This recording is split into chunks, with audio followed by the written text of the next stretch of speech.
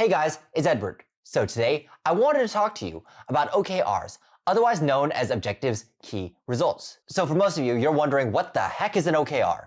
Let me paint for you a picture. Your manager is having one-on-one meetings with you and wants to discuss your career trajectory. So he lays out a set of personal and company goals for you to meet that will hopefully guide and push you to where you want to go. It's essentially a list of goals and results that your manager and you will keep track of in order to make sure that you are progressing to where you want to be in your career. And while this all sounds really good, there are a lot of problems associated with OKRs when it comes to the wider population. Not everyone is suitable to have their career trajectory so defined and well mapped out and judged like that. Specifically, it's aligning the personal goals with the company goals.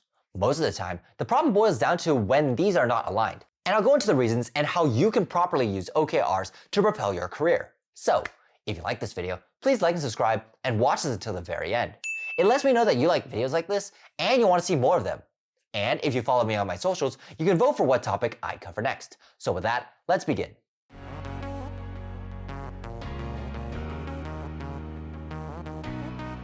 So OKRs were originally something that was started at IBM, but wasn't really popular until Google widely adopted it. In fact, there are several companies now that try to emulate Google's model and may try to apply them elsewhere. Your manager might be an ex-Google manager and engineer, and he might try to carry that practice as well. Now, the cookie cutter formula for this is to spend 70% of your time on company projects, 20% of your time on side projects, and 10% on something new and experimental. And this is pretty similar to what I did very early on in my career at Apple. And I think a lot of you who don't have that formal OKR process can actually benefit from this. So I'll lay it out here. I would often spend an hour a day at the very beginning after stand-up reading coding or Android books. I would probably finish one book every 3 months or so. Afterwards, I would work on my bugs and tasks and try applying anything new that I learned. At the end of the day, for about an hour, I would try to hack out some project or work on some long-term initiative that I thought would be useful before heading to the gym. Incidentally, one of these long-term projects became the foundation for our platform and testing for the mobile music app. And while there's no formal OKR process for Apple, the fact that I was able to do this meant a lot, and it was a very big part in how I was able to grow as an engineer so quickly. Of course, this does worry the business heads. After all, they're focused on business critical matters and the bottom line. And so that's why when communicating OKRs, you need to have some actual tangible results that you can measure. While you might get the benefit of having time allocated to you and whatever goals you might want to pursue, the company also needs to make sure that you're not wasting your time on some unprofitable pursuit. I think OKRs are really good and serve as a great benefit between business people and the developers themselves. You get to pursue the projects that you want. You're able to present your own personal growth, your timeline, and your endeavors in a way that business people can actually analyze and understand the profitability of. The manager gets to say that they are raising great engineers, and the business people can say that their engineers are pursuing profitable matters without actually having to formalize the work for it.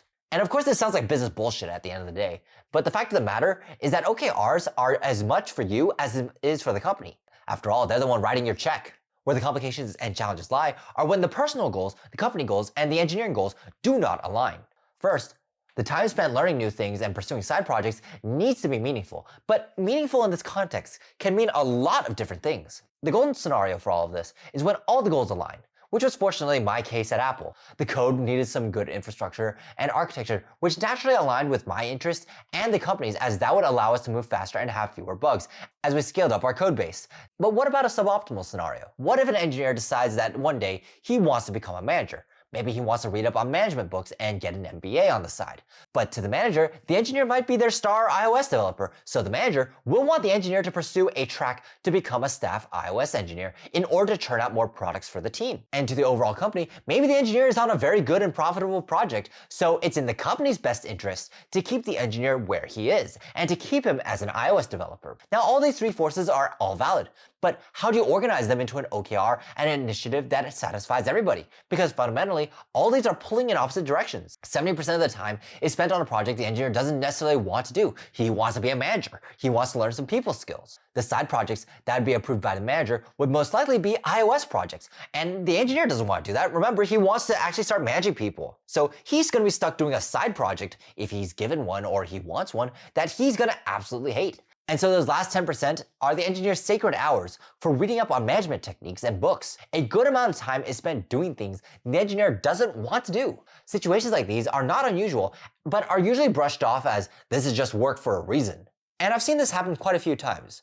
Eventually, the engineer just leaves because he actually cannot do what he wants to do. The path for him is already being decided by a company that has its own directives and initiatives, rather than what is best for the engineer.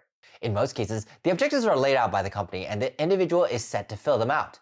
Think of it like building a house. The company gives you the foundation and framework, and all you have to do is build the rooms and choose the paint color.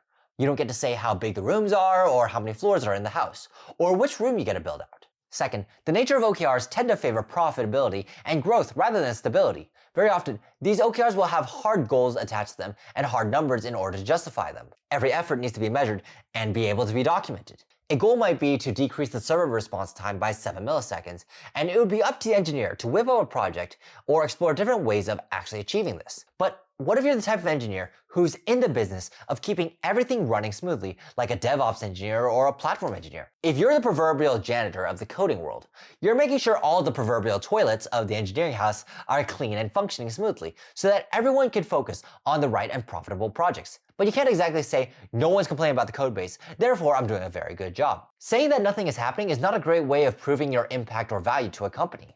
Refactors, cleanups, and testing are all essential tasks. I don't think anyone is going to deny that, but are extremely difficult to quantify, if not downright impossible. How much more stable will the code be after writing these set of unit tests? How much more profitable will the codebase be after refactoring these classes? Nobody complains about the toilets until they start backing up and spewing sewage all over the bathroom floors. Then everyone realizes that the toilets need to be maintained. But until then, it's just all pixie dust. It's magic. No one really sees the value in fixing the toilet because it doesn't make the company money or move metrics. And the same could be said for refactoring and cleanup. Everyone understands its importance, but no one can really put a number to it. So as an engineer, how can you make the most out of all of this? Keep in mind that in this arrangement, your manager is actually on your side.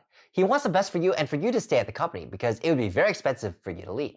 Well, the first is that you can make sure that you learn as much as possible from the company. You should make sure that you can learn and do everything that you want to.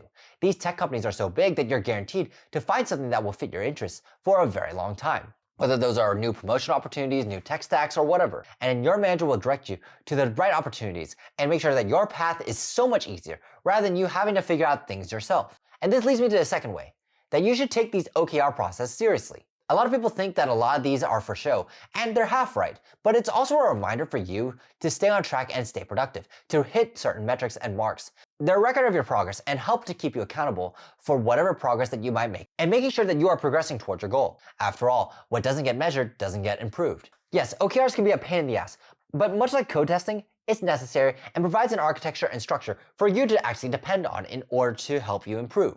So don't just bullshit your way through the OKR process by saying that you'll increase community engagement by writing another shitty blog post that no one will read, or that you'll read a book every quarter. Make sure that whatever you pursue is meaningful and will benefit you. And the third is to remember that the entire process is meant to benefit you. Yes, sure, to some degree, the manager will just be doing this process to show his boss that he's actively working on improving his subordinates. But I would advise you to think about this a little more. Your manager is a human too, and he doesn't want to waste a shit ton of effort trying to support incremental improvements of a person who doesn't care. He could just as easily fake writing some generic mumbo jumbo and deliver that instead. OKRs are meaningful when you're the one in the driver's seat and deciding your future. It's a formal process that allows you to buy support for whatever initiative that you want to do.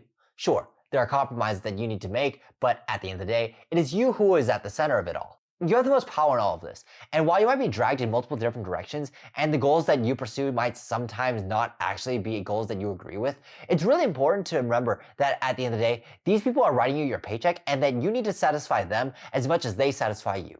So that'll do it for me. Let me know what you think in the comments down below. Also, feel free to connect with me on my socials, where you can vote for what topic I cover next. And if you want to try and secure the next job offer, you can book me for interview coaching at echantech.com. If you like this video, please like and subscribe, and I'll see you all in the next one.